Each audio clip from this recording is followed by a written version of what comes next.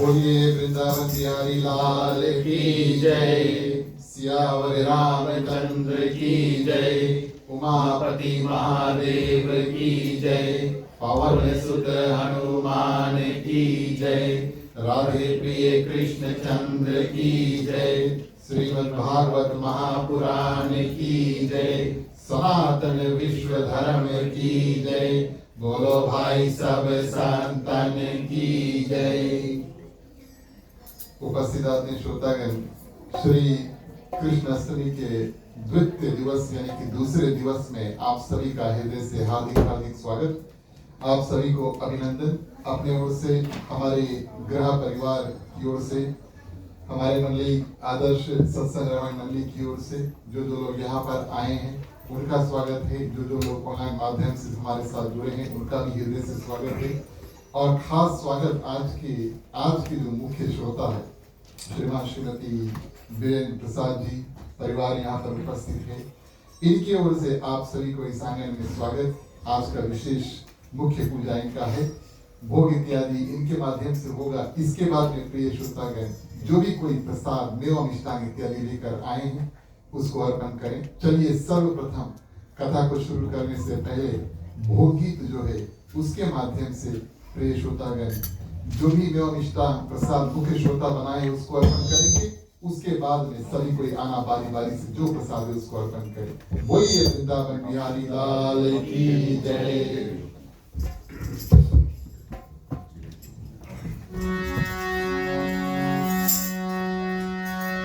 श्याम रसिया मोरे मन बसिया, रुचि रुचि भोग लगाओ रसिया।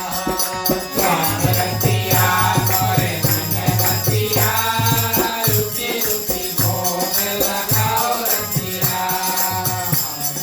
रसिया मोरे मन बसिया, रुचि रुचि भोग लगाओ रसिया।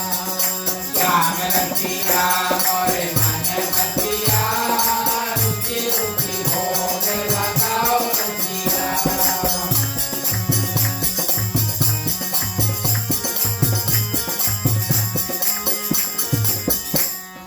सबरी के पैर सुधामा के कांसुर, सबरी के पैर सुधामा के कांसुर, सबरी के पैर सुधामा के कांसुर, सबरी के पैर सुधामा के कांसुर। मान हरि गायो रसिया, रुचि रुचि भोग लगाओ रसिया। श्याम रसिया मोरे मन बसिया, रुचि रुचि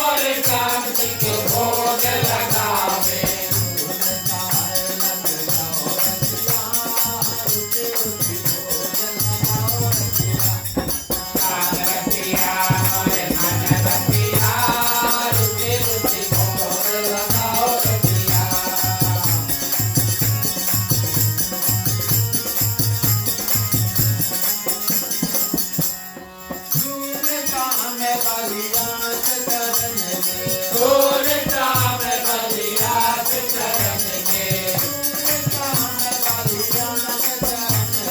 सूर्य शाम बलिराज चरण में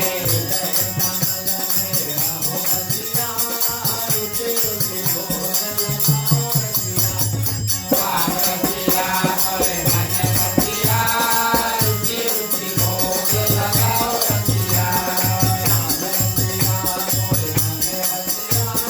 रुचि रुचि भोग लगाओ रसिया रुचि रुचि भोग लगाओ रसिया रुचि रुचि भोग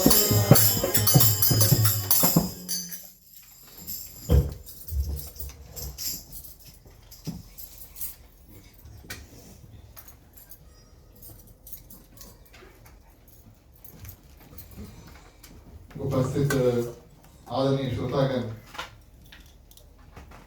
श्री श्री सीताराम के चरणों में कोटि बार प्रणाम, राधे रानी राधे श्याम के चरणों में कोटि बार प्रणाम। आप सभी के हृदय में विराजमान राधे श्याम को प्रणाम। हमारे ग्राम परिवार की ओर से आप सभी को इस ग्राम में हार्दिक हार्दिक स्वागत। हमारे मंडली के जितने सदस्य आज यहाँ पर हमारे साथ जुड़े, आप सभी को धन्यवाद दें। आप सभी का साथ जब मिलता है तब ऐसे सत्संग करने का अवसर प्राप्त होता है। आज के हमारे मुख्य श्रोता श्रीमान श्रीमती वीरेंद्र प्रसाद जी रिया यहाँ पर उपस्थित है। समस्त परिवार की ओर से आप सभी को हृदय से स्वागत। पधारे हुए जितने भी भक्तगण हैं, आप सभी को इस आंगन में स्वागत और भगवान की असीम कृपा जो है आप सभी भक्तों के ऊपर बनी रहे। बड़ा सुंदर श्री कृष्ण अष्टमी के दूसरे दिवस में हम पहुंच चुके हैं। हमारे साथ जुड़े ऑनलाइन माध्यम से जो जो श्रोता देख रहे हैं, सभी के ऊपर भगवान की कृपा रहे। आपको हृदय से धन्यवाद। साधु संत को बंदगी, ब्राह्मण को प्रणाम। हमारे मंडली आदर्श सत्संग रामायण मंडली की ओर से आप सभी को जय सिया राम, जय श्री राम, जय जय श्री राधे, जय जय श्री राधे, जय जय श्री राधे, जय जय श्री राधे, जय जय श्री राधे, जय जय श्री राधे। प्रिय श्रोतागण, श्री कृष्ण अष्टमी के दूसरे दिवस में हम प्रवेश कर चुके हैं। जैसे कि हमने आपसे कल बताया, इस साल का अष्टमी 7 दिवस का है और आने वाला शुक्रवार यानी कि फ्राइडे को भगवान श्री कृष्ण का पावन जन्म जो है वो है। कृपा और धन्यवाद जितने लोग यहाँ पर उपस्थित हैं, अपने अपने माता पिता, गुरु, पितृ, पूर्वज, संत, महात्मा, जितने परिवार के सदस्य यहाँ पर जुड़े हैं, सभी के आशीर्वाद से हम और आप यहाँ पर भगवान श्री कृष्ण की कथा में पहुंचे। और प्रिय श्रोतागण, अभी तक श्री कृष्ण अष्टमी में जिन जिन लोगों ने जैसे जैसे अपना अपना योगदान इत्यादि, मेहनत इत्यादि, समय इत्यादि, जो जिस किसी प्रकार से आपने मदद इत्यादि किया, आप सभी को हृदय से धन्यवाद दें और भगवान की असीम कृपा सभी के ऊपर बनी रहे।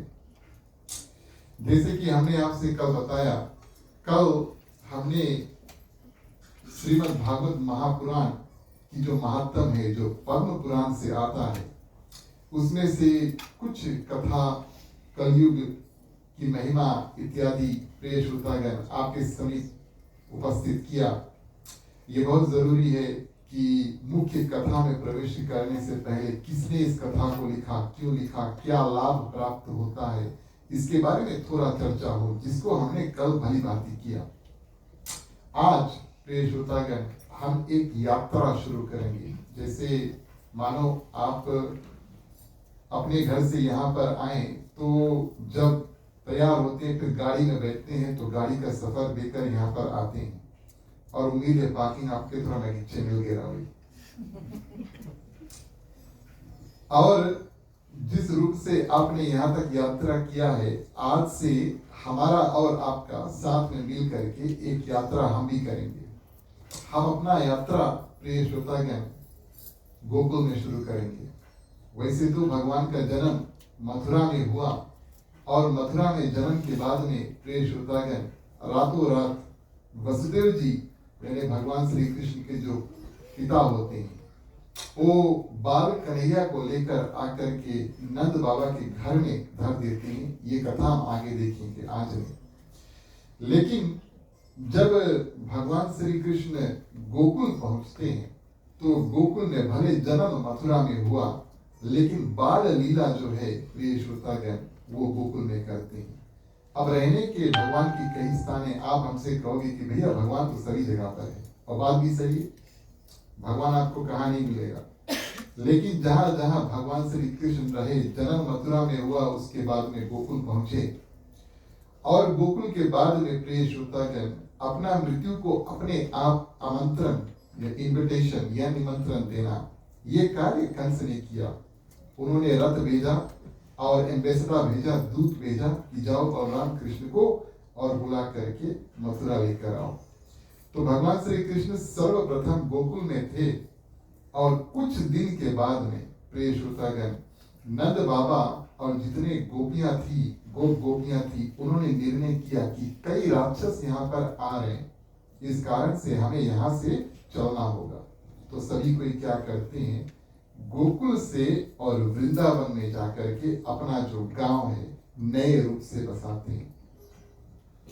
हमें और आपको प्रिय श्रोतागण अपने बच्चों की परवरिश के लिए और उनके माने सुरक्षा के लिए, सेफ्टी के लिए, है ना, जो भी कुछ मन में ठीक लगे हम करेंगे। एक उदाहरण, कई लोग फिजी से और न्यूजीलैंड आते, कहीं उनके बच्चों का जो भविष्य है वो अच्छा हो, और इस कारण से नंद बाबा और जितने गोपियां थी, उन्होंने निर्णय किया। इतना ज्यादा राक्षस जब गोकुल में प्रवेश करने लगे, लेकिन भगवान श्री कृष्ण सबका संहार कर रहे हैं, लेकिन फिर भी हमें अपने ओर से कुछ करना चाहिए बच्चों की सुरक्षा के लिए। इस कारण से उन्होंने निर्णय किया कि गोकुल से हम वृंदावन जाएंगे, नया जगह जहाँ पे पहले कोई घर था नहीं, सिर्फ और सिर्फ तुलसी का पौधा इत्यादि वन था, तुलसी का वन यानी वृंदावन। और इस रूप में सब वहां पर वृंदावन पहुंचे। हमारा और आपका यात्रा गोकुल से शुरू होगा। और प्रिय श्रोतागण, गोकुल भगवान श्री कृष्ण के लिए बड़ा ही उत्तम स्थान है। अब उत्तम स्थान इस कारण से है कि चाइल्डहुड मेमोरीज हमें और आपको, माने जो अच्छा लगे या बार बार हम छोटे पे करते हैं वो हमें याद रहता। बड़े भी हो जाते हैं, हमें याद रहता, नाना नानी के घर पर जाना, और कुछ कुछ अन्य कार्य जो है वो हम अभी भी माने अपने मेमोरी में हम उसको याद रखते हैं। तो उस समय तो भाई फेसबुक इत्यादि था नहीं कि भैया पीछे जाके देखो, तो मन में जो भी और दिमाग में जो भी हमें याद रहा वही हम लेकर के आगे चलते। अरे इसके घर गए थे जब छोटे थे, ऐसा हुआ। भगवान श्री कृष्ण के लिए प्रिय श्रोतागण गोकुल एक उत्तम स्थान था, जहां पर उन्होंने बाल लीला है उसको किया। ये एक ऐसा स्थान था जहां पर भगवान श्री कृष्ण शिष्य से थोड़े बड़े हुए, और इस रूप में उस आंगन में, उस मट्टी में प्रिय श्रोतागण नंगे पांव इत्यादि चले। ये उस भूमि का सौभाग्य था, और उस भूमि का नाम है गोकुल। गोकुल यानी कि जहां पर गाय इत्यादि का निवास हो उसको गोकुल कहते हैं। जो गाय का रखवाला करता है प्रिय श्रोतागण, और उनको साक्षात रूप में गोविंद कहते हैं। तो भगवान श्री कृष्ण कई दिनों तक प्रिय श्रोतागण और गोकुल में रुके। अब अलग अलग जगह भगवान के लिए अलग अलग रूप से प्रिय है। वृंदावन भगवान के लिए अति प्रिय है। किस कारण से प्रिय श्रोतागण, वहां पर उन्होंने रास लीला है उसको किया। तो बाल लीला अलग जगह और रास लीला अलग जगह। भगवान श्री कृष्ण बड़े लौकिक भाषा में हम कहें तो बड़े चंचल है, वो एक जगह पे रुकते नहीं। भगवान श्री राम की तरह नहीं है। आप मानस में देखोगे 2-3 पन्ने में गोस्वामी तुलसीदास जी उसको और छोटा से बड़ा कर देते हैं। माने यूं कहें कि उनके छोटा से बड़ा होने का जो कथा है उसमें कुछ खास रस नहीं था, ऐसा हम सोच सकते हैं। लेकिन भगवान श्री कृष्ण बिल्कुल उल्टा, और उनका जो रस भरी कथा है, करुणा भरी कथा है, प्रेम भरी कथा है, वो हमें उनके छोटे पर मिलता है। तो वृंदावन प्रिय श्रोतागण और भगवान श्री कृष्ण का साक्षात रूप जो है वो है। अब आप सभी जानते हैं कि हमारे यहाँ हमारे शास्त्र बताते हैं कि हमारे 4 धाम हैं, बद्रीनाथ है, द्वारका है, जगन्नाथपुरी है और रामेश्वरम है। और जितने भी प्रिय श्रोतागण ये 4 तीर्थ के स्थान है, सुंदर 4 धाम जो तीर्थ के स्थान है। वैसे तो 3 अलग अलग प्रकार के तीर्थ है, कुछ चलते फिरते तीर्थ है। आपको पंडित गुरुजी ब्राह्मण इत्यादि मिल जाए वो तो साक्षात चलते फिरते तीर्थ है। स्थावर तीर्थ जो होता है मंदिर इत्यादि में हम जाते हैं, पूजा पाठ में जाते हैं, मूर्ति यहाँ पर होता है, हम आकर मूर्ति का दर्शन करते हैं। और आखिरी तरह का जो तीर्थ होता है वो मानसिक तीर्थ, मानस तीर्थ। मन में प्रेष होता है, भगवान को याद कर लिया और वही हमारा तीर्थ हो गया। अब सौभाग्य हो, भगवान की कृपा हो और समय ठीक हो तो हम और आप भारत पहुंचे और 4 धाम की यात्रा करें। लेकिन प्रिय श्रोतागण, तीर्थ कोई एक रास्ता है जो हमें भगवान तक लेकर जाता है। मानो आज आप घर छोड़कर यहाँ पर आए, एक प्रकार का तीर्थ हुआ। फीजी में जब आप घर से मंदिर जाते थे वो भी एक तीर्थ है।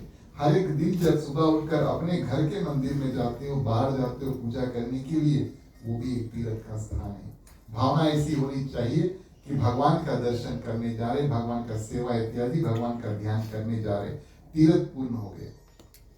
तो इस रूप में प्रिय श्रोतागण, वृंदावन को संतों ने बताया कि ये कोई तीर्थ स्थान नहीं है, तीर्थ के भी राजा है। तीर्थ के राजा रामचरितमानस बताती है कि प्रयाग है, प्रयागराज। और प्रिय श्रोतागण, तीर्थ के भी एक गुरु है। तीर्थ के राजा प्रयागराज और तीर्थ के जो गुरु है प्रिय श्रोतागण, उनका नाम है पुष्कर। पुष्कर आप जानते हैं भारत में जहां पर ब्रह्मा जी का मंदिर है, वो तीर्थ के प्रिय श्रोतागण गुरु माने गए हैं। इन दोनों ने यानी कि तीर्थ के राजा और तीर्थ की गुरु ने एक दिन एक मीटिंग किया और एक शिकायत यानी कंप्लेंट लेकर के और भगवान विष्णु के पास गए। बोले ये जो वृंदावन है, अब जितने बचे कुछ तीर्थ है, बोले हम तीर्थ के राजा हैं, प्रयागराज कहता है, पुष्कर कहता है हम तीर्थ के गुरु हैं। जितने बचे कुछ भारत में तीर्थ है, वहां के जो देवता है आकर हमसे मिलते हैं और ये वृंदावन का जो देव है प्रेष होता है कि हमसे कभी मिलते नहीं आते। तो भगवान बोले क्या है वो तीर्थ का थोड़ो है? बोले वो तुम्हारा घर है। सीधा बता दी, बोले ये साक्षात मेरा घर है, यानी कि जहां पर भगवान रहते हैं प्रिय श्रोतागण, उनको साक्षात अपना मन, अपना शरीर और अपना घर है, उसको माना। इस रूप में उन्होंने बाल क्रीड़ा और प्रिय श्रोतागण रास लीला जो किया। हम और आप आज की कथा से और गोकुल में प्रवेश करेंगे। सर्वप्रथम भगवान श्री कृष्ण का ध्यान पहले करेंगे, भगवान श्री कृष्ण की वंदना करेंगे, उसके बाद में प्रिय श्रोतागण सीधे और गोकुल में प्रवेश करेंगे। बोलिए वृंदावन बिहारी लाल की जय।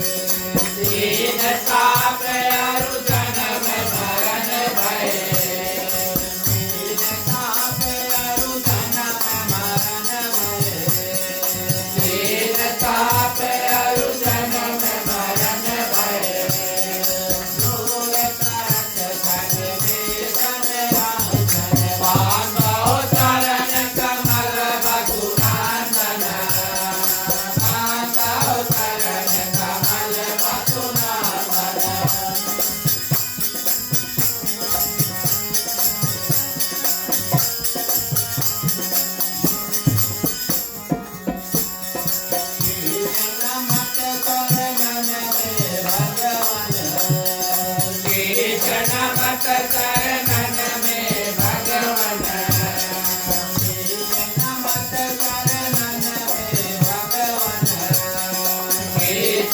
मत शरणन में भगवन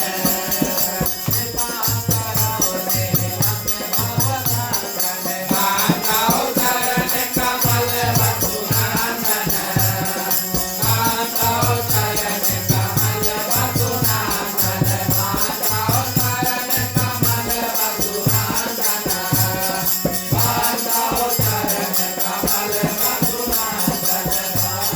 शरण कमल वसुनानन माताओ शरण कमल पेश होता है। अब जीवन में हमारा और आपका जैसे जैसे उम्र जाता है और माने परिवार बढ़ता है तो अलग अलग अनुभव यानी कि एक्सपीरियंस करने का अवसर प्राप्त हुआ। ये बात हम गारंटी के साथ कह सकते हैं। जो बच्चे अभी बड़े हो रहे हैं इनके माता पिता हमारे साथ होंगे जब हम कहेंगे कि इनके साथ में हमने भी बहुत कार्टून इत्यादि देखे हैं। अभी लगभग 5-6-7 साल है ना, देखा होगा। हमारे जमाने में बहुत कम था लेकिन अभी तो बहुत ज्यादा। तो आज हमने रोहन से पूछा, हमने कहा आप छोटे पे बहुत कृष्ण जी का जो कार्टून इत्यादि उसको देखा करते थे और आपने पुतला की जो कथा है वो याद किया कि नहीं? बोले हाँ याद है। तो हमने उससे पूछा कि वो कथा जो है वो टीवी सीरियल ना कार्टून है तो यूट्यूब में आप देख सकते हैं। बोले कैसे शुरू हुआ? तो हमने उनसे पूछा आपको वो मीटिंग याद है जो राक्षसों का हुआ? बोले हाँ याद है। हमने उससे बोला आज वही कथा हम करेंगे। अच्छा, ये जो संगम है, मिलन है, विचार गोष्ठी है, मीटिंग जो है, ये अच्छे कार्य करने के लिए करो तो बड़ा शुभ होता है। लेकिन भगवान श्री कृष्ण का जन्म हुआ और गोकुल आके कंस ने राक्षसों को बुलाया और उनके साथ में एक मीटिंग किया। कार्टून में भी था और हुआ भी ऐसा है ना। कंस ने सब राक्षसों को बुलाया और कहा कि हमारा वध करने वाला वो पैदा हो चुका है, उसका वध कैसे करे। तो सब राक्षस मिल करके और कहते हम ये कर लेंगे, वो कर लेंगे। तो प्रिय श्रोतागण, सर्वप्रथम पूतना की बारी आई और उन्होंने कहा कि ये महाराज और हम छोटे छोटे जो बच्चे हैं उनको मारना वो पसंद करते हैं। इस कारण से प्रिय श्रोतागण ऐसे ऐसे भावना और ऐसे ऐसे कर्म जो अपने हाथ पांव इत्यादि से करते हैं उसको हम राक्षस कहते हैं। बोले हम बाल शिष्यों को मारना पसंद करते। बोले मैं अच्छा लगे। कंस ने सुना अब हमें और आपको कोई ये बात बोल दे बच्चों को मारना पसंद करते हैं, हम उनके देखियो इसे। कंस ने भी सुना, बोले अच्छा बात है, बहुत सुंदर बात है। काहे कि अभी बोले शिष्य रूप में है, जल्दी से जाओ। और इन दोनों ने ये जो प्लान है उसको बनाया कि जितने बच्चे आसपास में है 10 दिन में जन्मे, जाओ और उन सब का वध कर दो। पूतना निकलती है और प्रिय श्रोतागण माने कंस से मिल करके मथुरा छोड़ती है और कई गांव में जाती है और जितने बच्चे वहां पर उनका अभी अभी पैदाइश हुआ उनका वध कर देती है। मारते मारते मारते मारते हर एक गांव में जाकर के खोजती है और देखती है कि कौन बच्चा अभी जन्मा है और प्रिय श्रोतागण उसका वध कर देती है। भगवान की कृपा उसके ऊपर हुई। भगवान का तो जन्म हो गया, जन्म उत्सव इत्यादि बड़ा सुंदर से हुआ और उसके बाद में प्रिय श्रोतागण छठी आता है। आप सभी को याद होगा ना, कभी कभी छठी के बारे में अच्छे से सोचते हैं, नाचते गाते, कभी कभी बोलियो ऐसा लगी छठी दूध याद है, ऐसे भी होता है ना। लेकिन छठी माने जन्म के 6 दिन बाद, डे 6, डे 1 आपका जन्म, डे 6 का छठी। तो वो एक संस्कार है और वहां पर पूजा पाठ इत्यादि प्रिय श्रोतागण किया जाता है। अब गोकुल में नियम ऐसा बना कि माँ यशोदा क्या करती है, उस उत्सव के लिए यानी कि छठी का जो उत्सव है, जो संस्कार है, उसकी तैयारी करती है। तैयारी के बाद में, तैयारी के हेतु प्रिय श्रोतागण, नंद बाबा सोचते हैं कि अब समय आया कि हम जाकर के कंस को कर दें। अब जब पूतना गोकुल आई, उस दिन नंद बाबा वहां पर नहीं थे, दिन में नहीं थे। पूतना का वध इत्यादि हो गया, तब नंद बाबा लौटते हैं। तो नंद बाबा उसी दिन, छठी के दिन सुबह प्रिय श्रोतागण मथुरा जाते हैं और अपने मित्र वसुदेव से मिलते हैं। वसुदेव जी उनको सावधान करते हैं।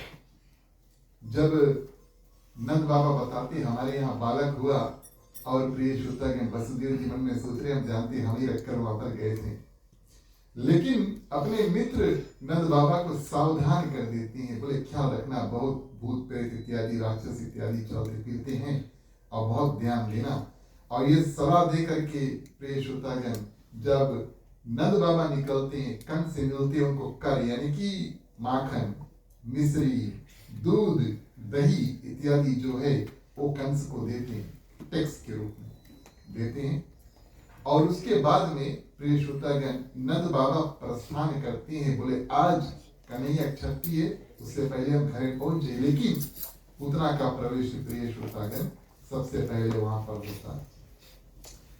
पूत यानी पवित्र। हाँ, पूत का अर्थ अगर हम देखें तो उसका मतलब है कि पवित्र। और पूतना, पूत नहीं यानी कि पवित्र नहीं, यानी कि अपवित्र।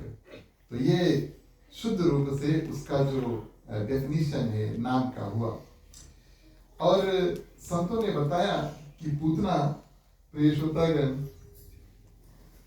पूतना अविद्या रूप में आती है, यानी कि भ्रम और अज्ञानता रूप में आती है, अपना रूप को बदल करके और प्रिय श्रोतागण आती है। एक दिन बच्चों ने हमसे प्रश्न किया, ये तो कुछ दिनों की बात है,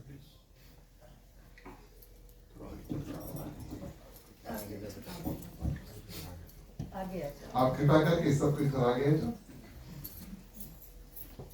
लड़का भैया लोग आगे भैया आगे।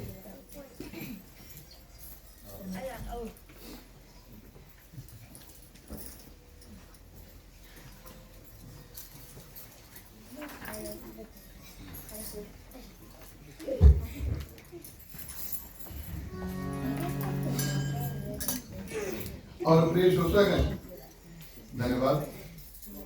और प्रिय श्रोतागण इस रूप में उतना अपना रूप को बदल करके और पहुंची भगवान श्री कृष्ण से मिलने के लिए, और सुंदर नारी का रूप बना करके और वो गोकुल में प्रवेश करती है।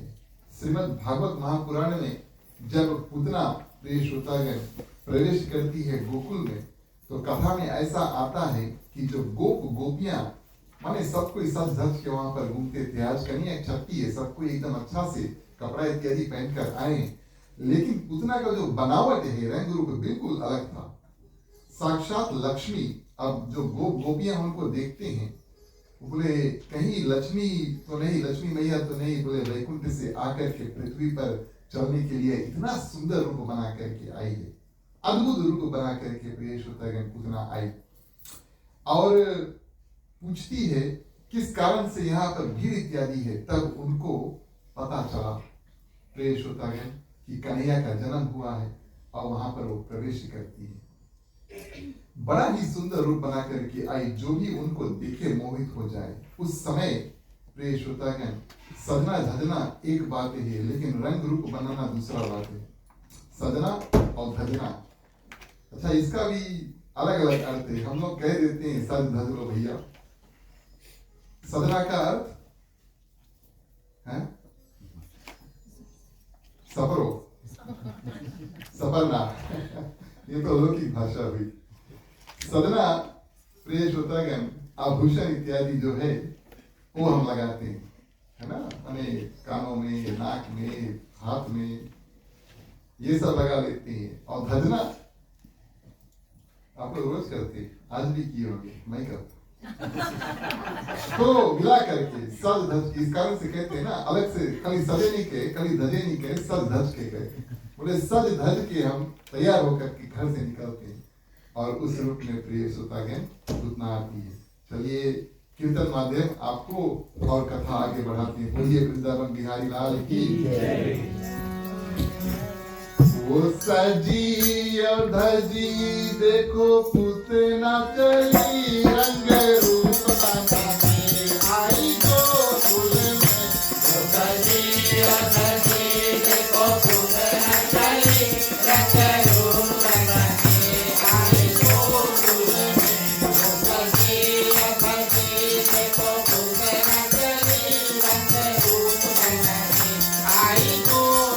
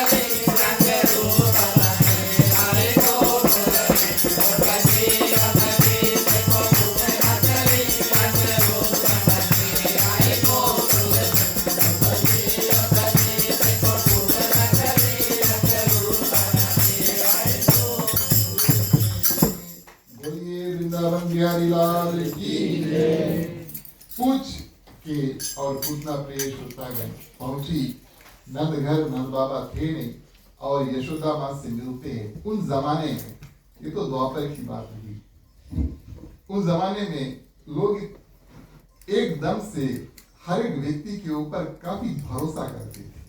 अब नया नया बच्चा है और पूतना आई और माँ यशोदा से बात किया। माँ यशोदा उनको पहचानी नहीं और पूतना ने अपना परिचय दिया, बोले बगल के गांव से आए हैं और सुना कि यहाँ पर बच्चा हुआ, लाला हुआ है, उत्सव इत्यादि है, देखने के लिए आए, क्या हम आपके लाला के दर्शन कर सकती? तो प्रिय श्रोतागण, क्या हुआ, माँ यशोदा भोली और सब पर भरोसा करने वाली, वो जमाना ऐसा था। भरोसा करके पूतना को प्रिय श्रोतागण कन्हैया को दे देते हैं हाथ में। और क्योंकि घर पर उत्सव है, तैयारी में माँ यशोदा वापस लगी रहती है। ये अवसर प्रिय श्रोतागण पूतना को प्राप्त हुआ, ये अवसर पूतना को प्राप्त हुआ अकेले में। अब भगवान श्री कृष्ण को वो स्तनपान कराए, माने दूध पियाए, और अपने स्तन में दूध पिलाने के हेतु प्रिय श्रोतागण वो पूतना का वध, माने कि भगवान श्री कृष्ण का वध करने के लिए आई है, भगवान श्री कृष्ण का वध करने के लिए आई है, और अपने स्तन में जहर जो है, हलाहल विष जो है, उसको लगा कर आई है। बोले जैसे पियो वैसे मर गए। अच्छा, एक विचित्र बात है, कथा अनुसार प्रिय श्रोतागण जब एक ही दृष्टि जैसे पूतना प्रिय श्रोतागण भगवान श्री कृष्ण को देखती है और उस बालक को देखती है, वो जान जाती है इस बालक में बहुत शक्ति है। बोले इसकी जितना जल्दी मार दो अच्छा, नहीं तो हमें मार दे, एक ख्याल उसके मन में आता है। कई बच्चों का उन्होंने वध इत्यादि करके यहाँ तक पहुंची है, लेकिन जब उन्होंने प्रिय श्रोतागण भगवान श्री कृष्ण को देखा तब उसके मन में एक प्रकार का डर सा उत्पन्न हो गया। बोले इसकी जल्दी से मार दी। भगवान श्री कृष्ण प्रिय श्रोतागण क्या करते हैं, जब पूतना को देखते ही अपनी आंख बंद कर लेते हैं। अब ये तो बात वही हुई कि मानो कथा में आ गया, पूतना को देख करके भगवान श्री कृष्ण अपना आंख बंद कर ली। सतयुग, त्रेता, द्वापर, कलयुग की तो बात छोड़ दो, कलयुग में समय ही कम है ना, भले काल का युग है यानी कि समय का युग है, लेकिन समय ही कम है। सतयुग, त्रेता, द्वापर के संत प्रिय श्रोतागण इस एक क्षण, इस एक प्रसंग की भगवान श्री कृष्ण ने पूतना को देखा, अपनी आंख बंद कर लिया, उसके कई कारण निकाल दिए। बड़ी सुंदर बात हुई। माने क्या कि समय उन्होंने अपना सुंदर रूप से उपयोग किया और सोचा भैया भगवान ने आंख क्यों बंद कर ली, है ना। हम लोग माने अपने दैनिक जीवन में कई वस्तुओं के बारे में सोचते हैं, घर गृहस्थी के बारे में सोचते हैं, काम के बारे में सोचते हैं। धन्य ऐसे संत प्रिय श्रोतागण जो भगवान के बारे में सोचते हैं। और कई कारण उन्होंने निकाला कि शायद भगवान श्री कृष्ण ने आंख बंद किए भगवान शंकर को याद किया। क्यों भगवान शंकर को याद किया भाई? भगवान श्री कृष्ण जानते हैं पूतना स्थान में दूध लगाकर, दूध के स्थान में प्रिय श्रोतागण जहर लगाकर आई है, और जहर के स्वामी है भगवान शंकर। समुद्र का मंथन हुआ तो प्रिय श्रोतागण 14 रत्न से पहले सबसे बड़ा रत्न निकला और वो था हलाहल विष। अब ये एक ऐसा रत्न था जिसको कोई चाहता नहीं था। बचा कुचा जो रत्न है सब चाहते थे। शराब इत्यादि निकला, माँ लक्ष्मी निकली, प्रिय श्रोतागण एरावत हाथी इत्यादि निकला, ये सब निकला, बाद में निकला। सबसे पहले जो वस्तु निकला उसको कोई नहीं चाहता, सब दूर भागने लगे। भगवान शंकर को बुलाए, भगवान शंकर ने प्रिय श्रोतागण क्या किया, जहर को पिया और कंठ में रख लिया, नीलकंठ नाम से कहलाए। बोलिए शंकर भगवान की जय। भगवान शंकर को याद किया, बोले जहर के स्वामी तो आप हैं और आपका हम ध्यान करते हैं, और इस रूप में प्रिय श्रोतागण आंख बंद कर ली। और दूसरा संत ने कहा कि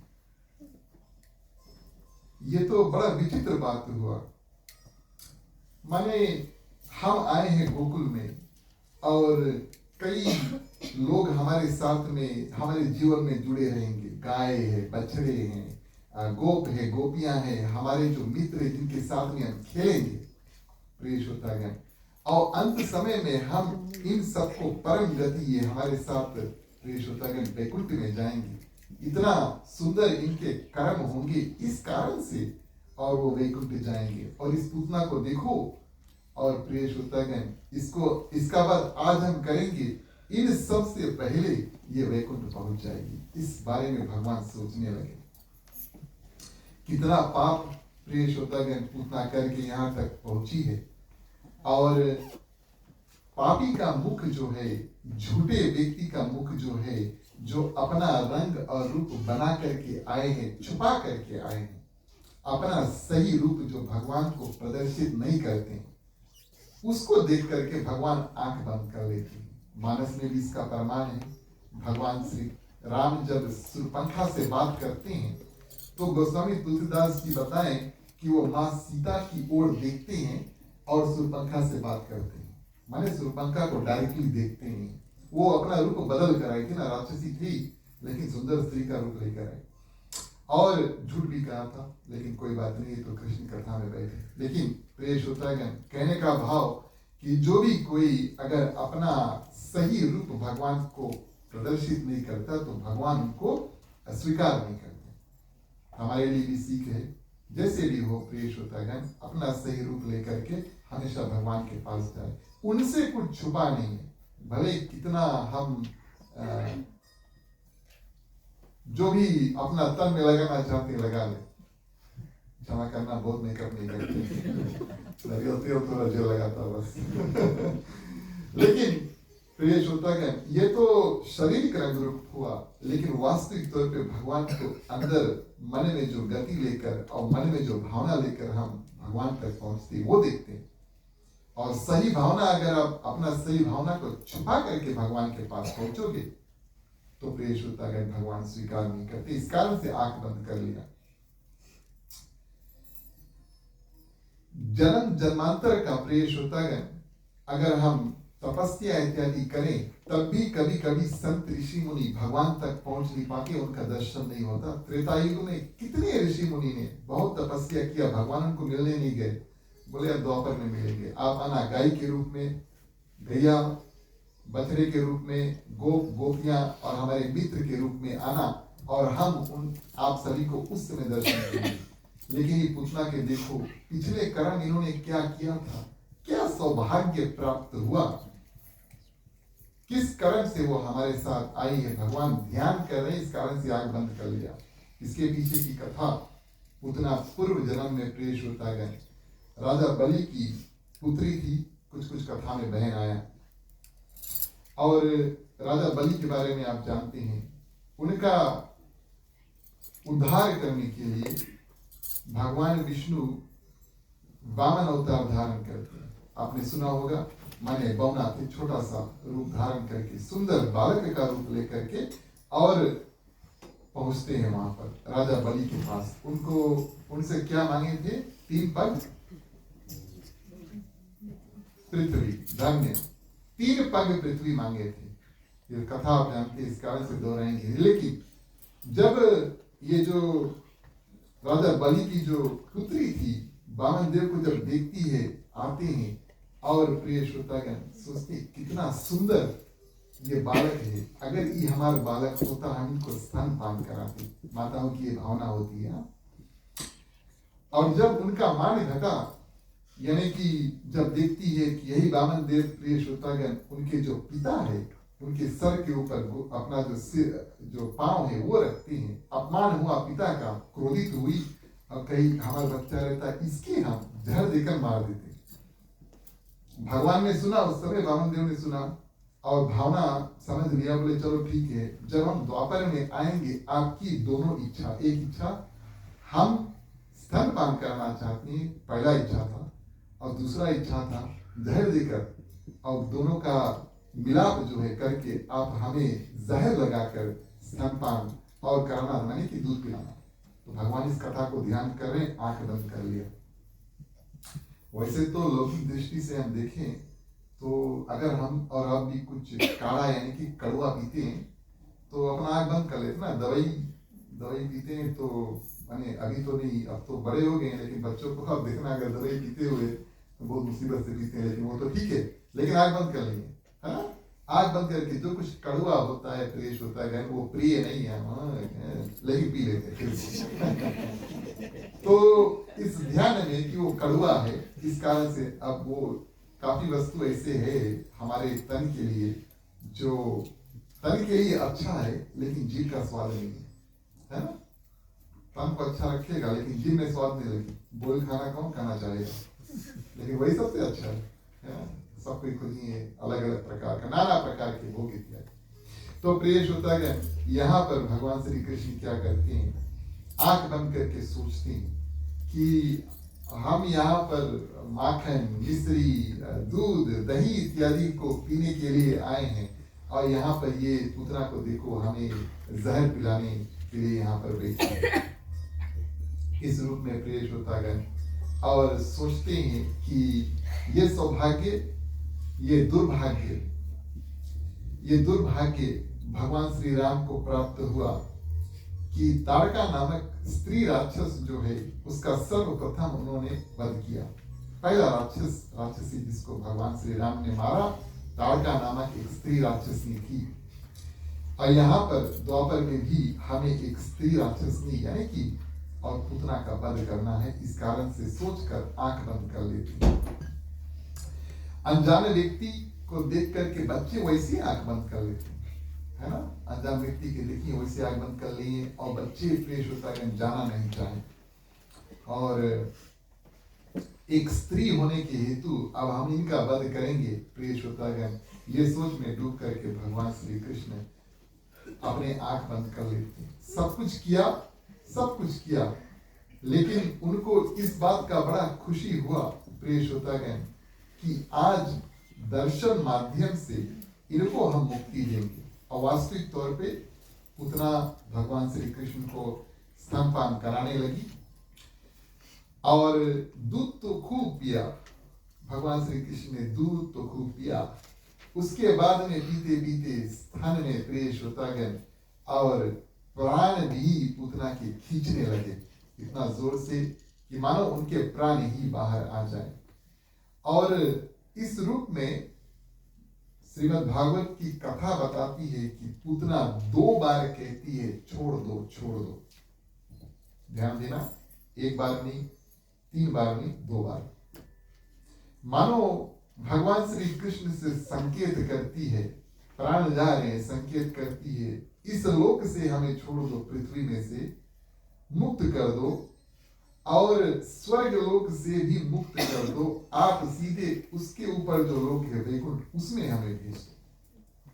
ये प्रार्थना प्रिय श्रोतागण करती है। अब जब भगवान प्राण खींचते हैं तब प्रिय श्रोतागण क्या होता है, पूतना का जो सही रूप है वो आगे निकलता है। राक्षसी वाला रूप बड़ा भयंकर रूप था।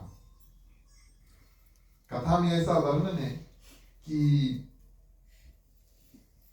आपने सूप देखा ना, सूप जिससे हम जो चावल इत्यादि धान इत्यादि पसाते हैं ना,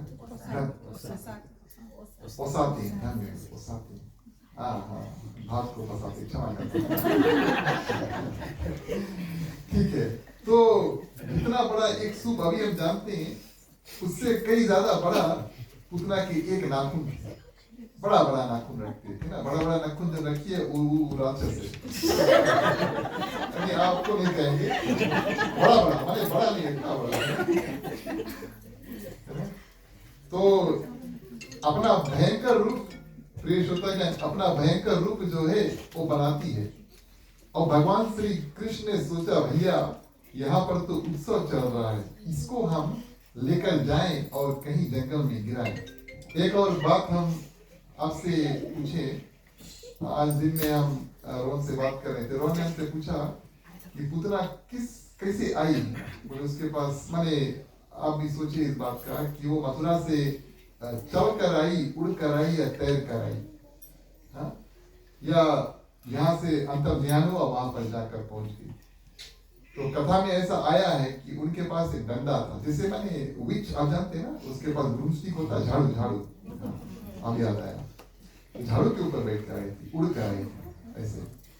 तो भगवान श्री कृष्ण बोले झाड़ू से और इस पुतना को घर से निकालो और जंगल में लेकर जाकर गिराओ। चलिए कथा के माध्यम वापस चौपाई में प्रवेश करें और पुतना का अंत गति कैसे होता है उसकी श्रवण करिए। बोलिए वृंदावन बिहारी लाल की जय।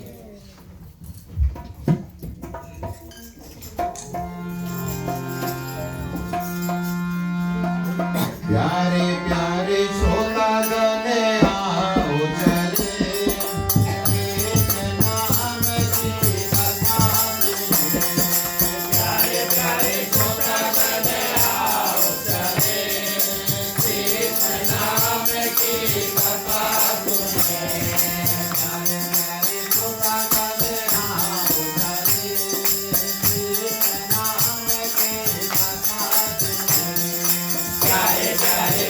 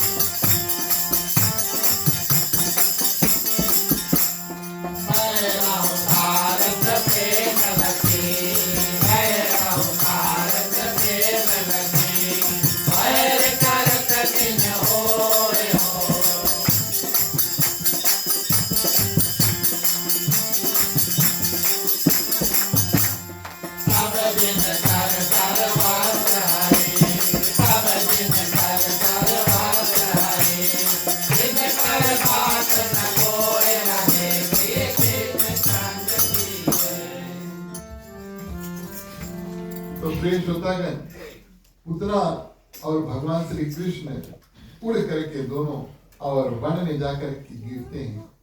6 कोस का पुतना का शरीर, इतना बड़ा शरीर हुआ। प्रिय श्रोतागण, पुतना के जो प्राण है भगवान श्री कृष्ण हाल लेते हैं और पृथ्वी पर पीठ नीचे और माने मुख ऊपर, पेट ऊपर पुतना पड़ी है।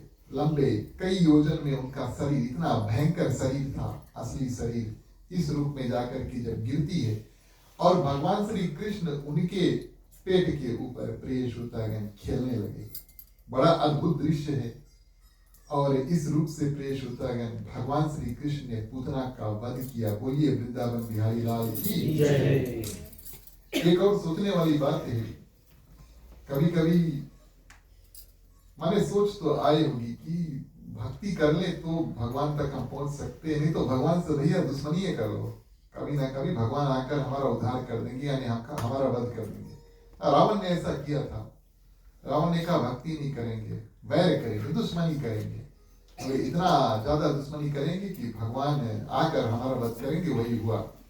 लेकिन वो त्रेता युग था और जिस युग की कथा हम आपसे बता रहे हैं वो द्वापर युग की कथा है। उस समय भगवान श्री राम आए थे और राक्षसों का वध किया और द्वापर में भगवान श्री कृष्ण ने किया।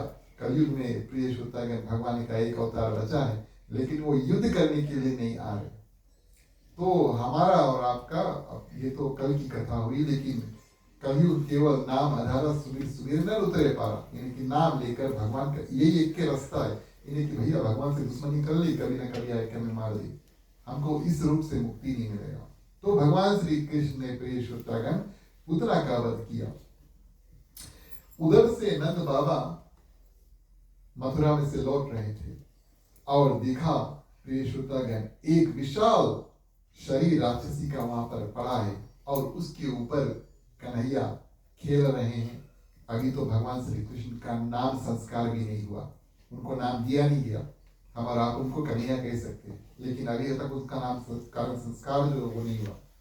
और इस रूप में इस ओर से प्रिय श्रोतागण आते हैं नंद बाबा और उस ओर से यशोदा मैया। अब जब घर में देखती कन्हैया नहीं है, दौड़कर सब बगल खोजती है, व्याकुल होती है। दोनों आकर उसी शरीर के आगे मिलते, देखते हैं प्रिय श्रोतागण कन्हैया वहां पर ऊपर खेल रहे। इतना मोटा, इतना ताजा उनका शरीर, अब कैसे कन्हैया को वहां से उतारे, ये भी देखने वाला दृश्य है।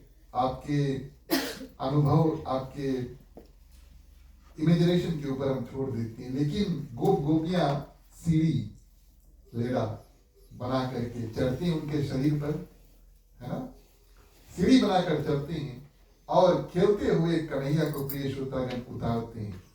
यहां पर 2 कार्य हुआ। सर्वप्रथम अब भगवान श्री कृष्ण को लेकर माताएं घर आ गई, लेकिन जो गोपी थे, माने गोप जो ग्वाल थे, यानी कि नंद बाबा, उनके जो मित्र, जो गांव के लोग थे, उन्होंने सोचा ये राक्षस के अब यहाँ पे छोड़ा नहीं जाए, कहीं जग नहीं जाए। भले मर गए, लेकिन भैया यहाँ के जग जी राक्षस से पता नहीं, है ना। तो हम और आप जब किसी का देहांत हो जाता है तो उसको जला देते हैं ना, कहीं उठ नहीं जाए। फिर बोले राक्षस है, रात की कहीं जग नहीं जाए, या 2-3 दिन बाद अगर जग गए तब क्या हुई भैया। इस कारण से क्या करते हैं, उनके शरीर को काट काट के जला देते हैं, भिन्न भिन्न शरीर करके जगा देते। बोले काट दो पूरा, उसके बाद में जलाओ, संगे भी नहीं जलाओ, है ना। जागने का कोई अपॉर्चुनिटी उनको नहीं मिलेगा। इस कारण से अंग काट काट के, अब ये भी दृश्य तो समझने वाली बात है कि किस रूप से इतना भयंकर शरीर को उन्होंने काटा और फिर उन्होंने जलाया। लेकिन वही बात हुई, अपने बच्चों की सुरक्षा करने के लिए अब उनको ये कार्य करना पड़ा। और प्रिय श्रोतागण, कथा के अनुसार सुखदेव मुनि राजा परीक्षित से बताते हैं, एक बहुत सुंदर सुगंध जो है, मानो हम परफ्यूम इत्यादि लगाकर आते हैं या अगरबत्ती अगर यहाँ पर जलता है तो एक अलग प्रकार का सुगंध जो है, अच्छा सुगंध है, दुर्गंध नहीं, है ना, अच्छा सुगंध जो है वो पुतना के शरीर में से निकलता है। तो हमारी बुद्धि ये कहेगी कि पुतना तो राक्षसी थी। और प्रिय श्रोतागण, हम और आप ये बात जानते हैं कि जब शरीर यहाँ पर भी जलता है तो उसमें से गंध निकलता है, ऐसा है। प्राण जब निकल गए, भगवान का अंश जब उसमें से आत्मा निकल जाता है तो शरीर तो प्रिय श्रोतागण जब जलेगा तो उसमें से दुर्गंध ही निकलेगी, उसमें से कोई सुगंध नहीं निकलेगा। लेकिन पुतना का शरीर में से सुंदर सुगंध जो है, सेंट जो है वो निकला। और राजा परीक्षित ने पूछा ऐसा क्यों हुआ? तो प्रिय श्रोतागण, शुद्धदेव मुनि ने इसका बहुत सुंदर उत्तर दिया। बोले भगवान ने और इनके शरीर को स्पर्श किया, स्तनपान किया। भगवान ने जब शरीर का स्तनपान स्पर्श इत्यादि किया, वो शरीर इतना पवित्र हो गया कि दुर्गंध के बदली प्रिय श्रोतागण उसमें से सुगंध जो है वो निकलने लगी। बोलिए वृंदावन बिहारी लाल की जय। तो ये एक कार्य हुआ, माने जहां पर शरीर पड़ा था काट काट कर जला दिए और सुगंध निकला। और दूसरा प्रिय श्रोतागण क्या हुआ?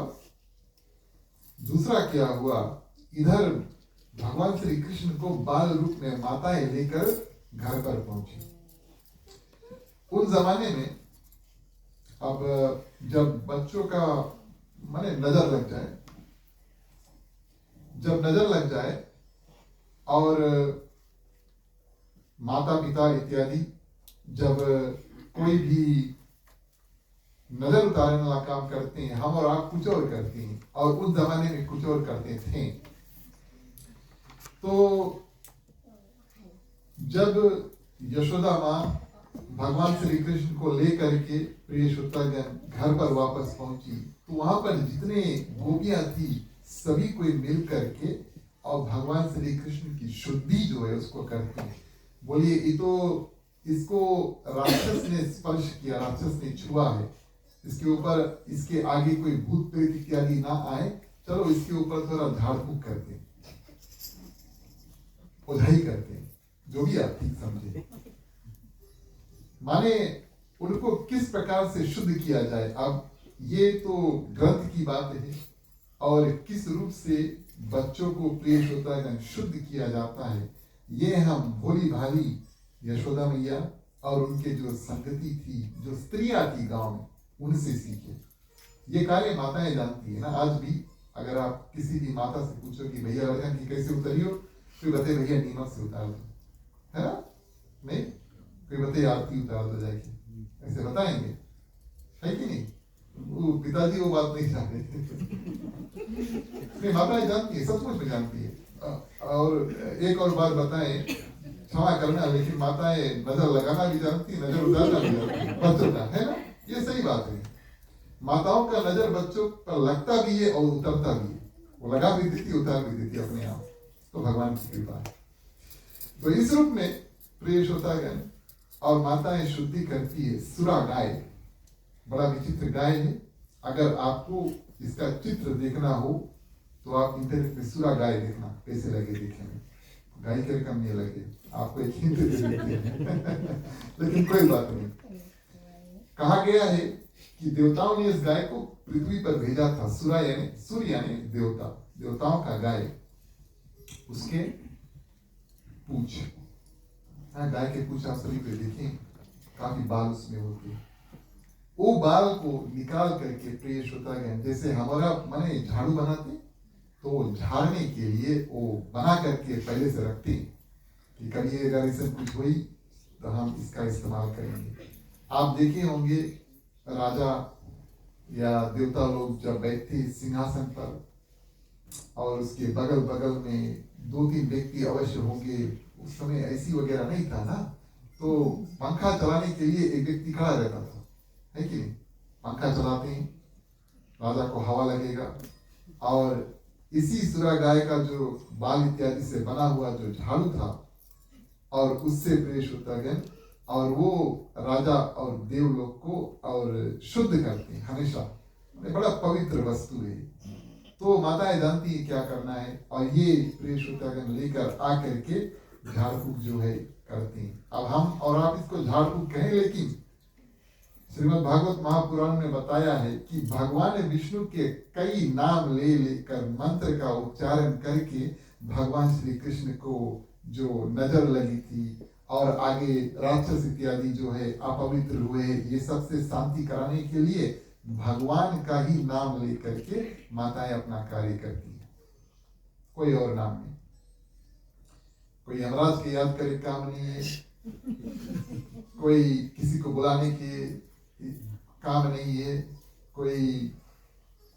कोई जानवर को हत्या करने का आवश्यकता नहीं है, ये सब कुछ करने के सिर्फ भगवान का नाम उच्चारण करके नजर इत्यादि उतारते हैं। तो सुरा गाय के प्रिय श्रोतागण और झाड़ू बनाते हैं, भगवान श्री कृष्ण का सुंदर रूप से मंत्र के साथ में उतारते हैं और उसके बाद में उसी गाय का दूध जो है बड़ा पवित्र दूध है और दूध से भगवान श्री कृष्ण को नहलाते हैं। दही से भगवान श्री कृष्ण को नहलाते हैं और गौमूत्र। अब गाय से जो भी वस्तु निकलता है प्रिय श्रोतागण, हर एक वस्तु शुद्ध है, भले वो गोबर क्यों ना हो, बहुत शुद्ध है, औषधि रूप में, एंटीसेप्टिक रूप में बहुत शुद्ध है। और इस रूप में गौमूत्र से भी भगवान श्री कृष्ण को नहलाते हैं। गौमूत्र, दूध, दही, ये सब मिला करके प्रिय श्रोतागण भगवान श्री कृष्ण करते हैं और उनका स्नान इत्यादि कराते हैं। और उसके बाद में अब सब नवा धुला दिया, उसके बाद में प्रिय श्रोतागण गोबर और गौ धुली। गोबर आप सभी जानते हैं गोबर क्या है ना, बहुत डिटेल में बताने की आवश्यकता नहीं, बता सकते हैं। और ये एक गोबर हुआ और दूसरा गौधुली। कथा में बताती है गौधुली माने, अब पुराने जमाने में लोग गाय और बैल जहां पर खड़ा करते थे, है ना, पेड़ के नीचे था, उनका रहने का एक स्थान था। माने दिन में आप जाएं, उनको चराएं या काम इत्यादि करें, लेकिन शाम को और वो हर एक घर का ये नियम था कि भैया गाय की एक ही जगह बंधी हो, वो अलग अलग जगह नहीं बांधते थे। अच्छा, वहां का प्रिय श्रोतागण जो मिट्टी है, जब गाय वहां पर हर दिन रहती है, शाम को रहती है, और उनके चरण प्रिय श्रोतागण वो पृथ्वी के जब कचरते हैं तो धूलि यानी कि डस्ट जो बनता है उसमें भी बहुत शक्ति है, बहुत बहुत बहुत शक्ति है। आप पवित्र से भी पवित्र स्थान, आप पवित्र जितना भी आप पवित्र स्थान आप सोचो उसको पवित्र करना है, बस वही गौधुली और गोबर से प्रिय श्रोतागण और लेपन कर दो, वो बिल्कुल पूजा करने के योग्य हो जाएगा, इतनी शक्ति है। तो गौधुली से और गोबर को दोनों मिलाते हैं और भगवान श्री कृष्ण के अंग में यानी कि तन पे क्या करते हैं, भगवान के अनेक नाम जो है वो लिखते हैं। भगवान बोले ये तो क्या बात हुई, मैं स्वयं भगवान हूँ, मेरा ही नाम मेरे ही तन पर लिख रहे हैं, तो ये अच्छी बात है ना। जैसे हम लोग बच्चों को स्कूल भेजते हैं, उनके बैग में उन्हीं का नाम लिखते हैं ना, पड़ोसी का नाम नहीं लिखते, है ना। तो भगवान बोले हम एक नाम लिखे, अच्छा है। हर एक भगवान का नाम लेकर के और भगवान को ही झाड़ते हैं, उतारते हैं, फूकते हैं, बोले हमारा नाम लेके ये हमें लोग के झाड़े। और प्रिय श्रोतागण अन्य देवी देवताओं का नाम यानी कि सब भगवान विष्णु का नाम लेकर के आज जिसका कभी जन्म ना हो, आज जन्मा है, मणियों से जड़ित भगवान, सृष्टि से उत्पत्ति करते समय भगवान का एक नाम पड़ा यज, अज यज, जिसका अंत ना हो सके उसको अच्युत कहते हैं। हयग्रीव प्रिय श्रोतागण भगवान विष्णु के अवतार। केशव भगवान के जो सुंदर बाल हैं उनका ध्यान करके भगवान का नाम पड़ा केशव, केश यानी बाल। सूर्यदेव ईश्वर विष्णु भगवान, वामन अवतार ईश्वर, चक्र धारण करने वाला भगवान विष्णु का नाम पड़ा चक्री, ये भी एक नाम है। विष्णु सहस्त्र नाम में चक्री भगवान विष्णु का नाम आता है। गदाधारी भगवान गदा लिए हुए, और धनुर्धारी, शंखधारी शंख भी लिए हुए हैं। उपेंद्र भगवान का नाम है। गरुड़ भगवान का वाहन है प्रिय श्रोतागण। और हलधर यानी कि हल चलाने वाला कौन? बलराम यानी कि शेष अवतार, इनके नाम से भी प्रेष होता गया। हर एक जितना भगवान के नाम था, ये लिस्ट तो काफी लंबा है, क्षमा करना, लेकिन समय नहीं है। हर एक नाम से मंत्र के साथ में माताएं क्या करती हैं? भगवान का ही नाम लेकर के भगवान की आरती इत्यादि उतारती। अब मन में संतुष्ट हुए कि हाँ, हम लोगों ने सब कर लिया। भगवान बोले गोबर लगा दी, दूध सब कुछ कर दी, जो कुछ ठीक है। और जो तन पे जो लगा था उसको छोड़ देते हैं, वो अपने आप चल देगा, फ्रेश होता है। और वो हमारा जो मैंने गोबर अगर कभी भी तन में लगे, वो तन को कभी खराब नहीं करता, वो तो अच्छा करता है। वो औषधि के रूप में काम करता है, एंटीसेप्टिक के रूप में काम करता है। तो इस रूप में प्रेष होता है। उनका जो देश शुद्धि इत्यादि है, सभी गोपियां ने माँ यशोदा के साथ में मिलकर के किया। अब हमने आपको छठी की कथा बताई, यानी 6 दिन की कथा। यहाँ से हम थोड़ा और आगे बढ़े, नहीं तो आप लोग बोलिए भैया 1 घंटा में 1 कथा करी करा रहा, लेकिन नहीं, यहाँ से हम लोग थोड़ा आगे और बढ़े। भगवान हुए 81 डेज के। 81 डेज पे भगवान क्या करते हैं? करवट बदलते हैं। करवट बदलते हैं। तो लगभग 3 महीना हो, अगर बच्चों का अनुभव हो, 3 महीना पे बच्चे, हमारे यहाँ भी बच्चे करवट बदलते हैं ना, है कि नहीं? भगवान का जब करवट बदलना पहली बार हुआ तो वहां पर एक उत्सव हुआ। चौपाई के माध्यम से देखिए उस उत्सव में क्या हुआ। बोलिए वृंदावन बिहारी लाल की जय।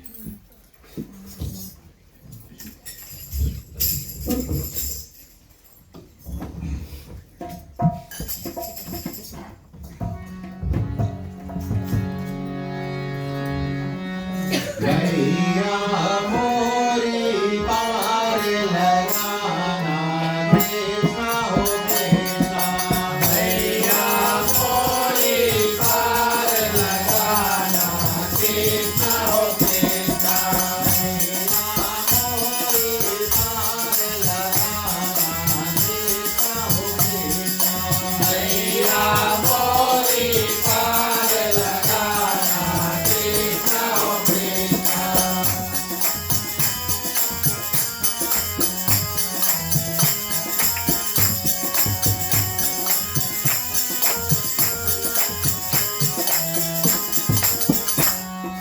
रोवत प्रियन लखनऊ भजियाई, लखन लिए हरि भक्त में उठाई।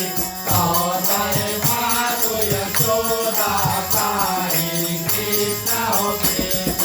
लेके उठे हुई अचरज माही, कृष्ण हो कृष्ण।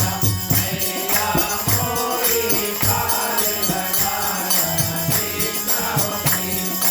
मैया मोरी पार लगाना, कृष्ण हो कृष्ण।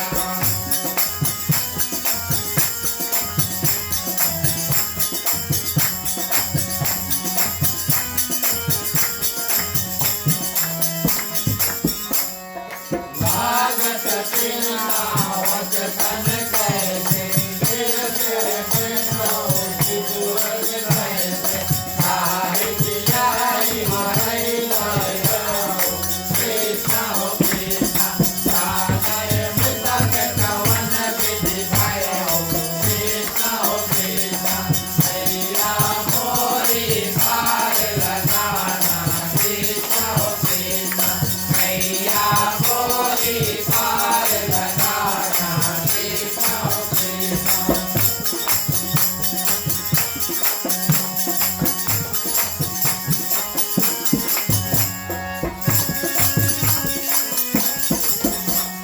गोकुल मायनि नांदनी, गोकुल मायनि नांदनी।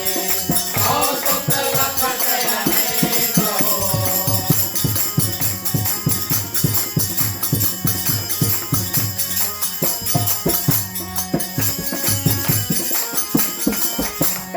काट वचन वसुदेव करा, काट वचन वसुदेव करा। काट नाम कर देश आगे, प्रिय प्रेम चंद्र की जय। यावर रामचंद्र की जय। उमापति महादेव की जय, पवन पुत्र हनुमान की जय, गणेश कृष्ण चांद की जय, भागवत महापुराण की जय, सनातन धर्म की जय, जय बोलो भाई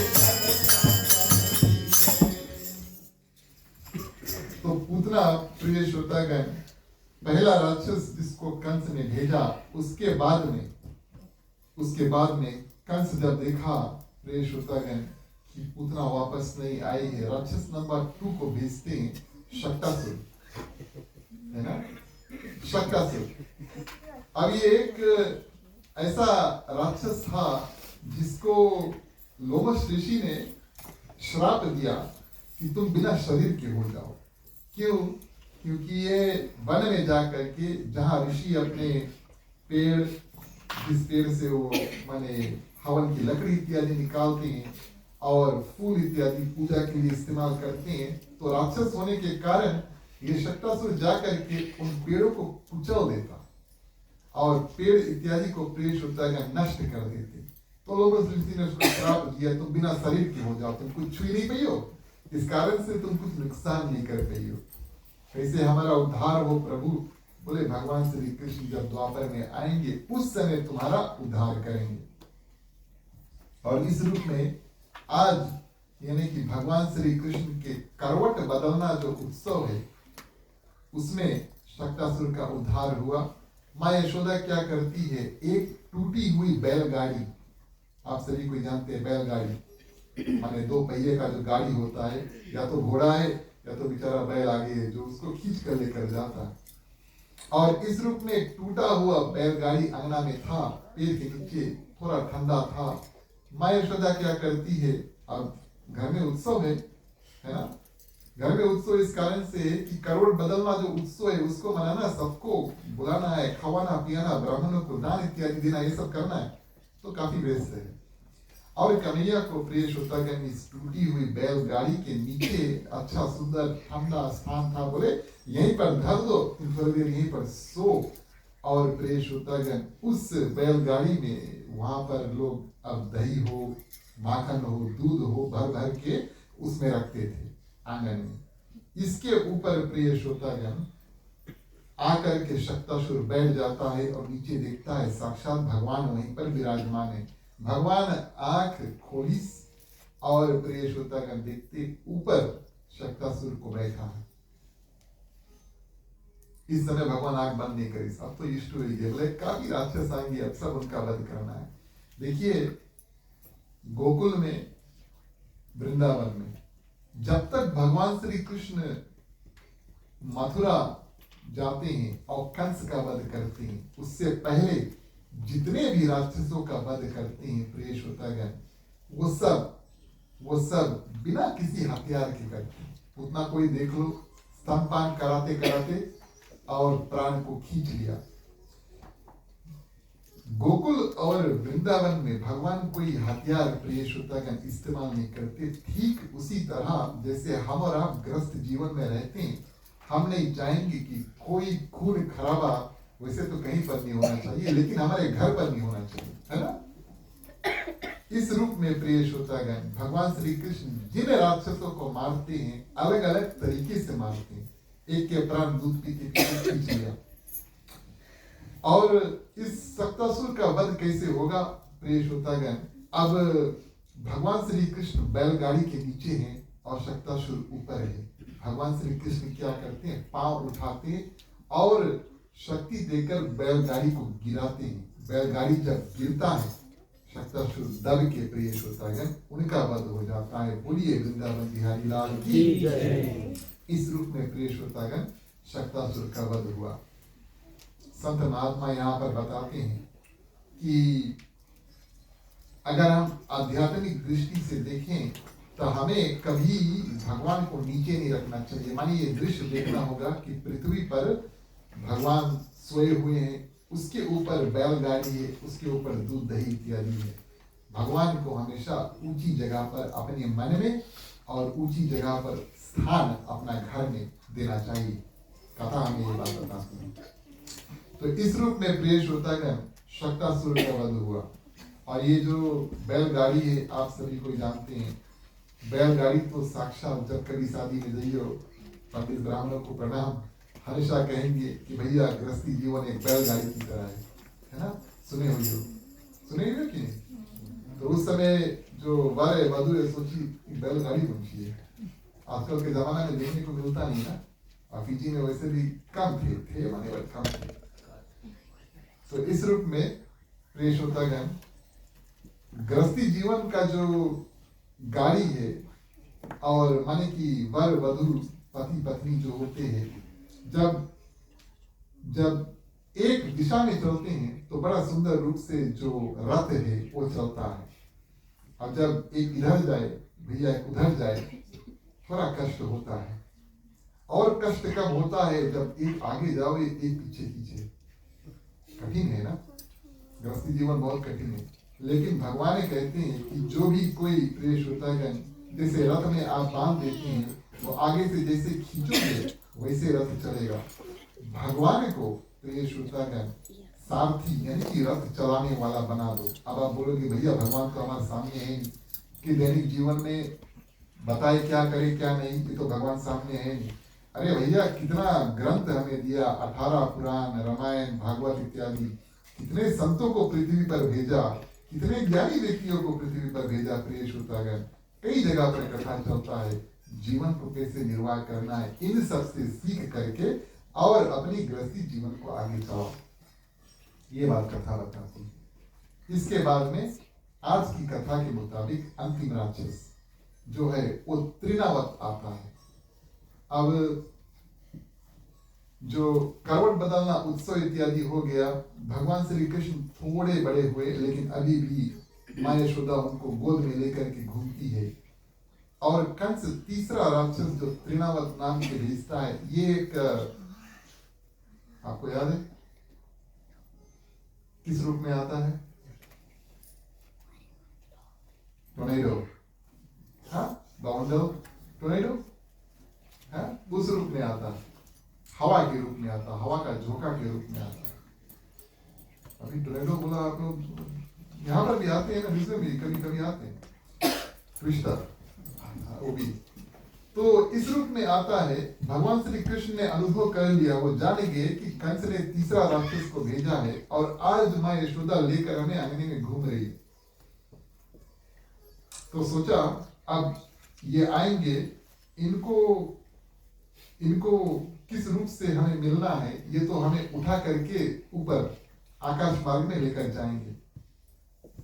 अभी माँ हमें लेकर खड़ी है, अगर माँ भी इनके साथ माने कि घूमकर और ऊपर चल दे तो माता जी को काफी कष्ट होगा।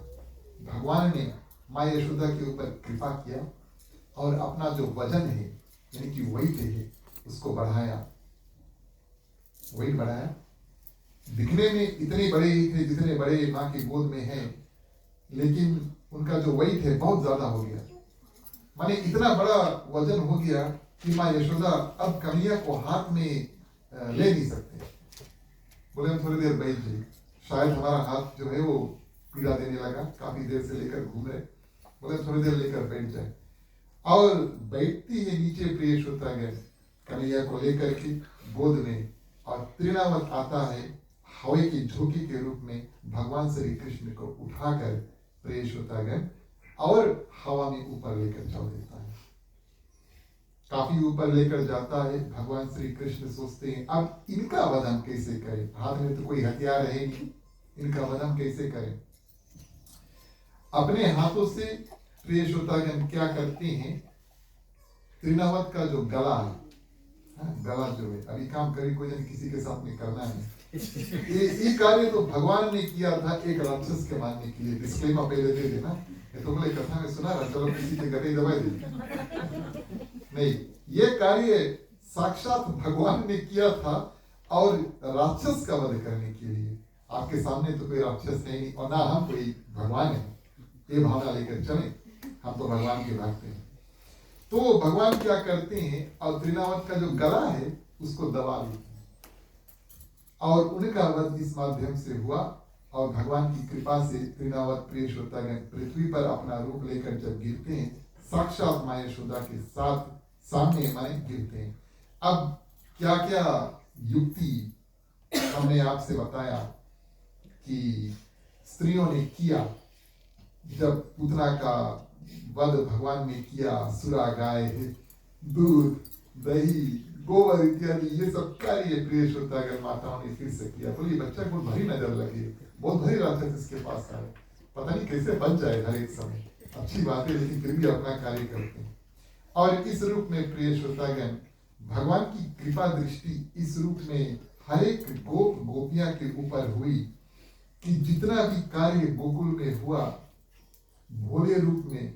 और प्रिय श्रोतागण ये जो भक्त और भगवान का नाता है, यानी कि भगवान श्री कृष्ण एक शिष्य है, माता यशोदा है, नंद बाबा है, गांव में परिवार है, इन सबको किसी न किसी रूप से कोई अनुभव नहीं हुआ कि ये साक्षात भगवान ये सब कार्य करे, क्योंकि भगवान ये चाहते थे कि ये हमें अपने पुत्र रूप में स्वीकार करें।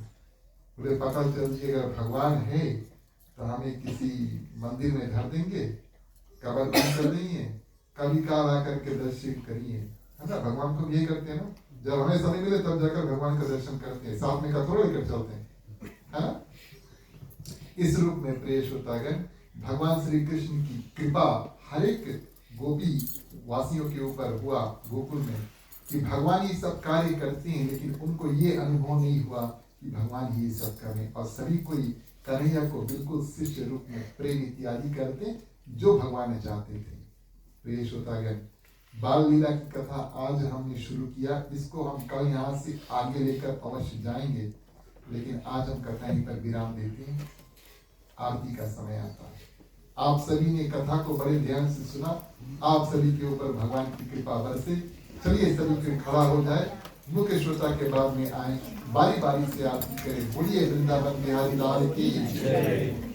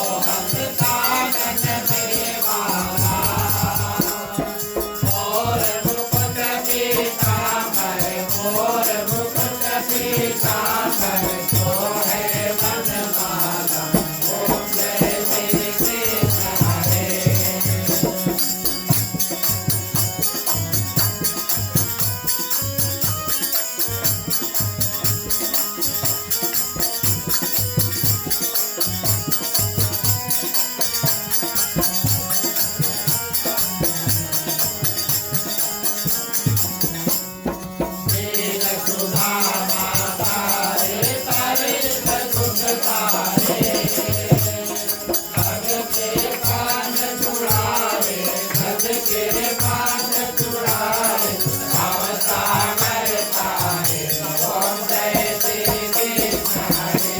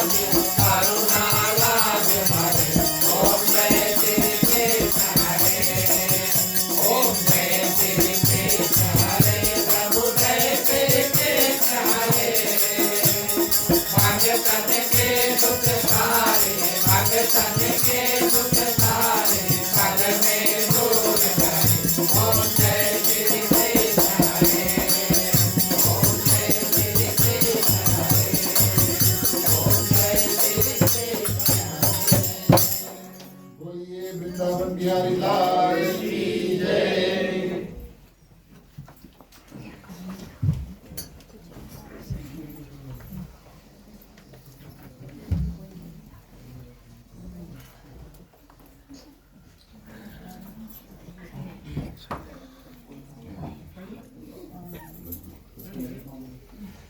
तुम्ही हो माता पिता, तुम्ही हो बंधु सखा, तुम्ही हो जो खिल सके ना वो फूल हम हैं, तुम्हारे चरणों के धूल हम हैं।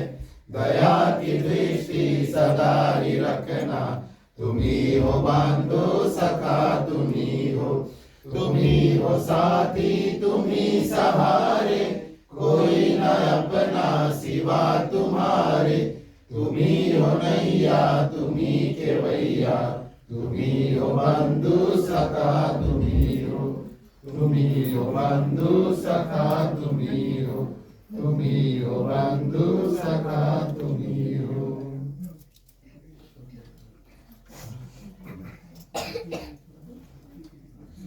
ओम कर्पूर गौरम करुणावतारम संसार सारं भुजगेन्द्रहारं सदा वसंतं हृदयारविन्दे भवं भवानी सहितं नमामि, भवं भवानी सहितं नमामि, भवं भवानी सहितं नमामि।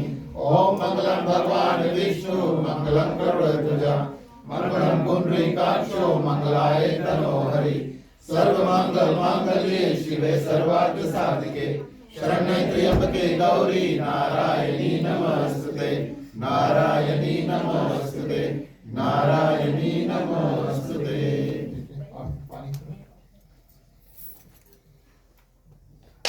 विराजनं समर्पयामि।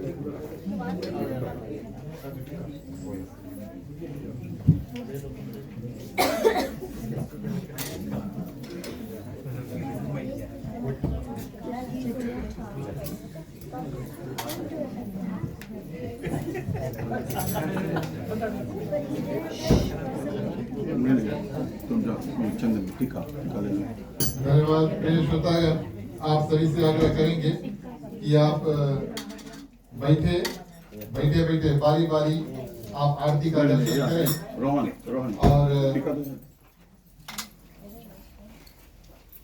और बैठ जाए, सभी बैठे बैठे आरती का दर्शन कर सकते हैं। प्रिय श्रोतागण, आज का जो कार्यक्रम है उसको हम आगे बढ़ाते हैं और क्षमा प्रार्थना मांगने का समय आया। चलिए सभी को मिलकर के क्षमा प्रार्थना मांगे। बोलिए वृंदावन बिहारी लाल की जय।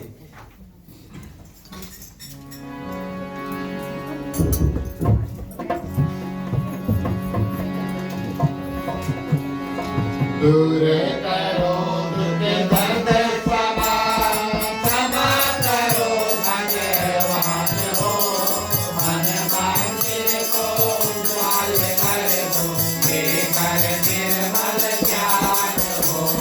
सबके दाता श्याम है, सबके पालनहार हो, सबके दाता श्याम है, सबके पालनहार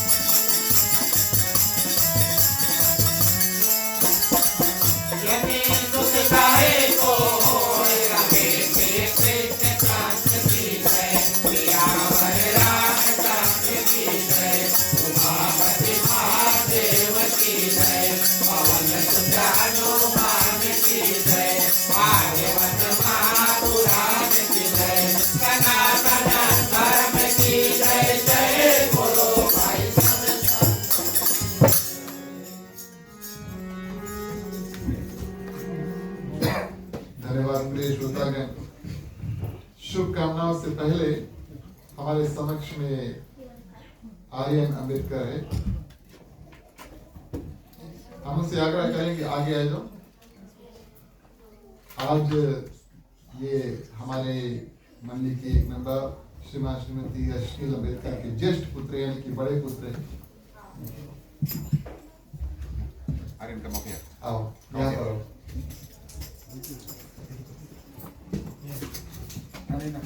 और इस कार्यक्रम के माध्यम प्रिय श्रोतागण, हम कोशिश करते हैं कि बच्चों को अवसर प्रदान करें और ये भी धर्म के मार्ग में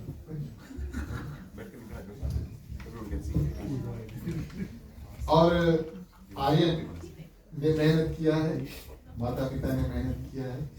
चलिए इनको 2 मिनट दें ताकि वो हमें कुछ बात बताएं। आप सबको मेरा प्रणाम। आज मैं कन्हैया के एक लीला के बारे में बताऊंगा। एक दिन कन्हैया माखन चुरा रहा था और मैया ने उसे देख लिया। मैया आज कुछ ज्यादा गुस्से में हो गई और कन्हैया के पीछे एक छड़ी लेकर दौड़ पड़ी। कन्हैया भागते भागते एक कुम्हार मतलब पटरी मीका के पास पहुंचा। कन्हैया ने कुम्हार से विनती की कि वो उसको एक मटके के नीचे छुपा ले। कुम्हार ने कन्हैया को एक मटके के नीचे छुपा दिया। जब मैया वहां पहुंची तो कुम्हार ने कहा कि उसने कृष्णा को नहीं देखा और मैया वहां से चली गई। जब कन्हैया ने सुना कि मैया चली गई है तो उसने अंदर से मटका खटखटाया और कुम्हार से बोला कि उसको अब मटके के नीचे से निकाल दे। कुम्हार ने कहा, इतनी जल्दी नहीं कन्हैया, पहले तुम वचन दो कि तुम मानव जाति के लिए मुक्ति की मार्ग बनाओगे। कन्हैया ने बोला, ठीक है, मैं वचन देता हूँ। फिर कुम्हार ने कहा कि ये भी वचन दो कि मेरे बैलों की भी मुक्ति दिला दोगे। कन्हैया ने कहा, चलो ये भी वचन देता हूँ। ऐसे कुम्हार ने सारे जीव जंतु के लिए मुक्ति का रास्ता मांग लिया। जब कृष्ण ने सारे वचन मान लिए तो कुम्हार ने उसके ऊपर से मटका हटा दिया और कृष्णा अपने ग्वालों के साथ खेलने चले गए। इसमें विचार करने वाली बात यह है कि जो कृष्णा अपने एक कानी उंगली पे साक्षात गोवर्धन पर्वत को उठा सकता था, क्या वो एक छोटे से मटके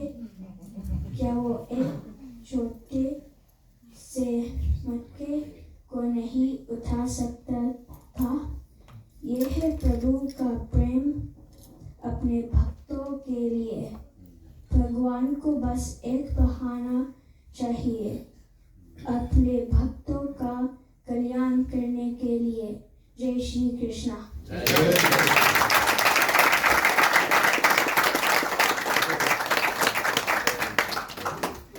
धन्यवाद। और ये भगवान श्री कृष्ण का एक बड़ा सुंदर प्रसंग है जिसको अंग्रेजी में अगर आप रिसर्च करोगे तो इसको पास्ट टाइम्स कहते हैं, यानी कि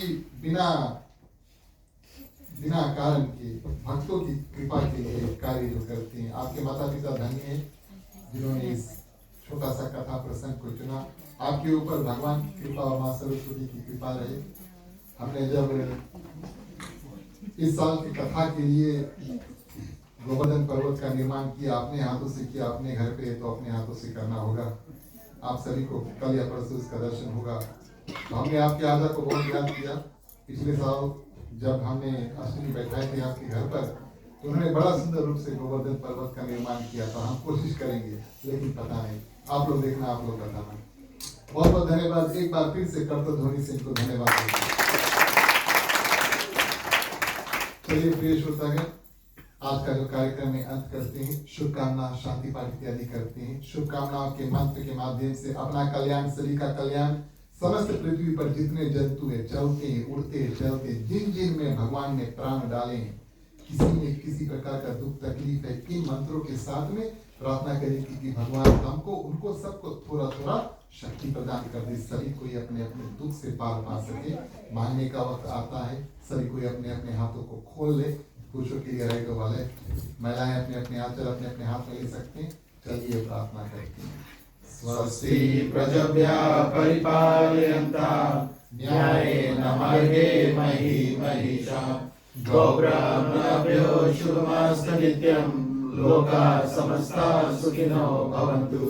सर्वे भवन्तु सुखिनः, सर्वे सन्तु निरामयाः, सर्वे भद्राणि पश्यन्तु, मा कश्चित् दुर्भाग् भवेत्। आपौत्र पौत्राणां सन्तु, पौत्राणां सन्तु पौत्राणां, निर्धनाः साधनाः सन्तु, जीवन्तु शारदं शतमेव मम, जीवन्तु शारदं शतमेव मम, जीवन्तु शारदं शतमेव मम। सभी को अपने अपने हाथों को जोड़े। ओम सर्वेषां मंगलं भवतु, सर्वेषां कल्याणं भवतु, सर्वेषां शुभं भवतु, सर्वेषां शान्तिर्भवतु। धर्म की वृद्धि और धर्म का नाश हो, संकट में सदा सद्भावना हो। हर हर महादेव की जय। जय श्री सीताराम हरे। ओम नमः पार्वती पते हर हर महादेव। जय जय वीर बजरंगी हर हर महादेव। जय जय श्री राधे। जय श्री राधे। जय जय श्री राधे। जय जय श्री राधे। जय जय श्री राधे। जय जय श्री राधे। दूसरे दिवस में आप सभी को खास स्वागत पेश होता है। इसके बाद में रोज की तरह प्रसाद, उसके बाद में महाप्रसाद और यहाँ पर प्रिय श्रोतागण कीर्तन इत्यादि होगा।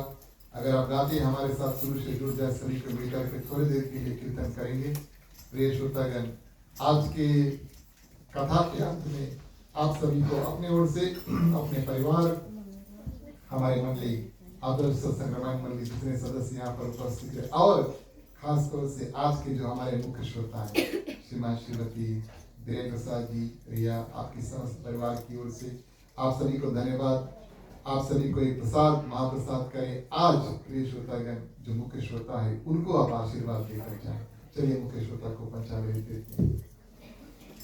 राम कहे सुख उपजे, कृष्ण कहे दुख जाय। महिमा महाप्रसाद की, पावन भोग लगाए। तन मन धन है तेरा, स्वामी सब कुछ है तेरा। तेरा तुझको अर्पण, तेरा तुझको अर्पण, क्या लागे मेरा।